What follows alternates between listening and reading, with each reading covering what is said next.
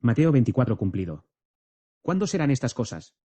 El capítulo 24 completo de Mateo se refiere a la profecía de Jesucristo sobre la destrucción venidera de Jerusalén y el templo en el año 70 DC.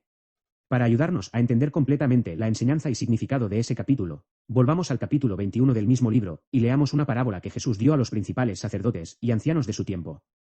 Esta es la parábola del jefe de familia y los labradores malvados, en Mateo capítulo 21, versos 33 al 41. Oíd otra parábola.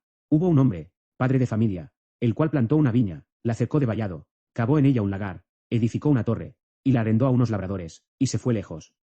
Y cuando se acercó el tiempo de los frutos, envió sus siervos a los labradores, para que recibiesen sus frutos. Mas los labradores, tomando a los siervos, a uno golpearon, a otro mataron, y a otro apedrearon. Envió de nuevo otros siervos, más que los primeros, e hicieron con ellos de la misma manera. Finalmente les envió su hijo, diciendo, tendrán respeto a mi hijo. Mas los labradores, cuando vieron al hijo, dijeron entre sí, este es el heredero, venid, matémosle, y apoderémonos de su heredad. Y tomándole, le echaron fuera de la viña, y le mataron. Cuando venga, pues, el señor de la viña, ¿qué hará a aquellos labradores? Le dijeron, a los malos destruirá sin misericordia, y arrendará su viña a otros labradores, que le paguen el fruto a su tiempo. En esta parábola, Jesús describía a Dios, representado como el cabeza de familia, o dueño de la viña, los judíos, representados como los labradores que deberían haber dado frutos para el dueño de la viña, los profetas y discípulos, representados como los sirvientes que fueron golpeados y asesinados, y luego él mismo, como el hijo que finalmente fue enviado. Los judíos no dieron fruto espiritual para Dios, sino que persiguieron y mataron primeramente a los profetas, y luego a los discípulos, así que finalmente Dios envió a su Hijo al mundo, pero a él también lo mataron. En cuanto a lo que Dios les haría a causa de esto, la respuesta vino de los principales sacerdotes y los fariseos mismos. Ellos respondieron que el jefe de familia destruiría a esos hombres malvados y entregaría el viñedo a otras personas que darían frutos para el jefe de familia. En el versículo 42 de Mateo 21, Jesús indicó claramente que él estaba hablando de sí mismo, cuando se refirió a la piedra que los constructores rechazaron, y luego él les dijo, por tanto os digo, que el reino de Dios será quitado de vosotros, y será dado a gente que produzca los frutos de él. Mateo 21, verso 43. Debemos mantener este pasaje en mente, porque se relaciona con la profecía de Jesús en Mateo 24. Estos malvados principales sacerdotes y fariseos entendieron perfectamente que Jesús estaba hablando de ellos. Mateo 21, verso 45. Definitivamente, fue profetizado por Jesús que el reino de Dios sería quitado de los judíos y entregado a otra nación que produciría sus frutos, y sabemos quién era esa nueva nación. 1 Pedro 2, versos 9 y 10. Mas vosotros sois linaje escogido, real sacerdocio, nación santa, pueblo adquirido por Dios, para que anunciéis las virtudes de aquel que os llamó de las tinieblas a su luz admirable, vosotros que en otro tiempo no erais pueblo, pero que ahora sois pueblo de Dios, que en otro tiempo no habíais alcanzado misericordia, pero ahora habéis alcanzado misericordia. En Mateo capítulo 23, Jesús pronuncia ay sobre ay a los escribas y fariseos, a quienes acusa con toda la nación, de derramar sangre inocente y matar a los profetas. Verso 37 Jerusalén, Jerusalén, que matas a los profetas, y apedreas a los que te son enviados. Versos 35 y 36. Para que venga sobre vosotros toda la sangre justa que se ha derramado sobre la tierra, desde la sangre de Abel el justo hasta la sangre de Zacarías hijo de Berequías, a quien matasteis entre el templo y el altar. De cierto os digo que todo esto vendrá sobre esta generación. En resumen, Mateo capítulo 23, versos 34 al 36 nos afirma que por causa de toda la sangre justa derramada sobre la tierra, todas estas cosas vendrían sobre aquella generación.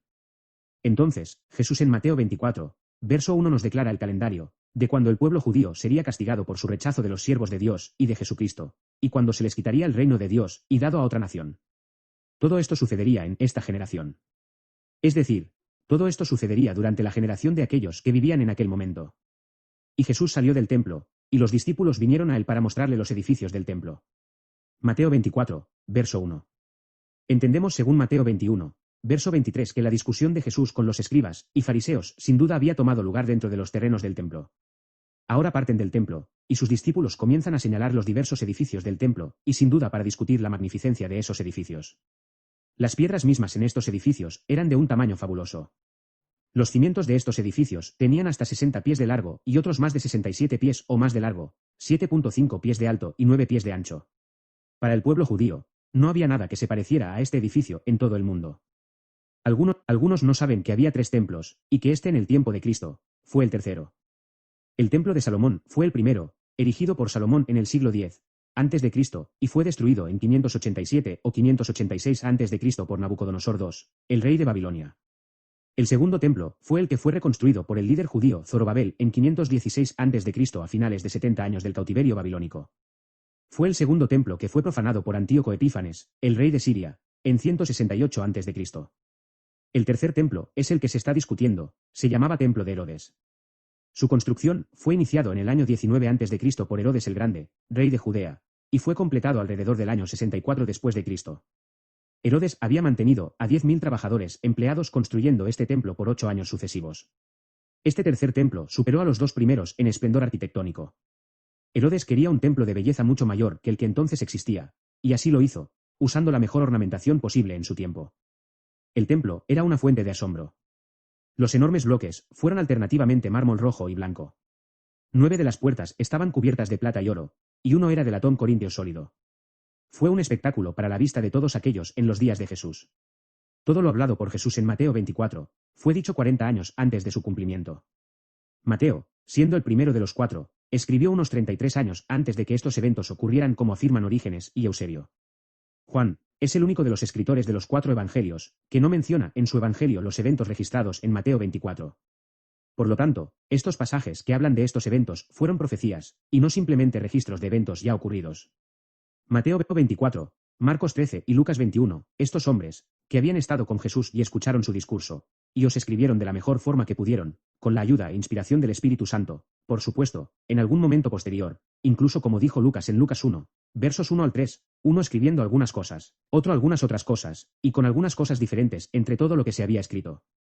Como, por ejemplo, Mateo dijo, abominación desoladora, Mateo 24, verso 15, y Lucas dijo, Jerusalén rodeada de ejércitos, Lucas 21, verso 20.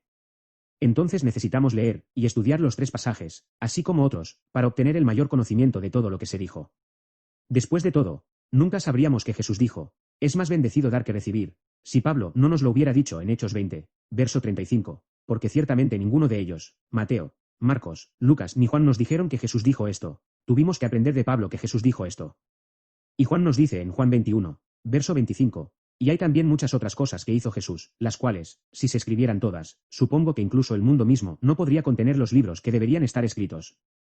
En la medida en que no tenemos registro de todo lo que Jesús hizo y dijo, necesitamos estudiar cuidadosamente todos los pasajes que tratan sobre este tema tan importante y así poder obtener la mejor comprensión posible de lo que él estaba diciendo. Es en la última parte del capítulo 23 de Mateo que encontramos a Jesús lamentando mientras piensa en cómo estas personas lo han rechazado y del destino que les espera por causa de este rechazo. Él dijo, Jerusalén, Jerusalén, que matas a los profetas, y apedreas a los que te son enviados. Cuántas veces quise juntar a tus hijos, como la gallina junta sus polluelos debajo de las alas, y no quisiste. Mateo 23, verso 37. Y luego dijo, he aquí vuestra casa os es dejada desierta, Mateo 23, verso 38. ¿Acaso no recordaba Jesús todas esas maravillosas bendiciones prometidas a Israel, Deuteronomio 22? Por supuesto que sí, pero a Jesús también sabía los aspectos negativos o consecuencias envueltas junto con las promesas de Dios. Las bendiciones divinas fueron prometidas basadas en la fidelidad de Israel hacia Dios, y junto con las promesas también había maldiciones si estos desobedecían. Jesús sabía que la copa de ira de Dios hacia Israel estaba llena y pronto debía ser derramada, y todo esto le sucedería a esta generación. El desolamiento de la casa, la profecía sobre la destrucción venidera de Jerusalén, la ira y el juicio de Dios, todo esto sería cumplido sobre ellos en el año 70 después de Cristo. Tanto la absoluta desolación de la ciudad como la destrucción del templo, estas trágicas y proféticas palabras de Jesús fueron pronunciadas al final de su ministerio, solo unos días antes de ser crucificado. Esta fue la última vez que fue al templo. En Lucas 19, versos 41 al 44, también se nos habla sobre la preocupación de Jesús y el destino de Jerusalén.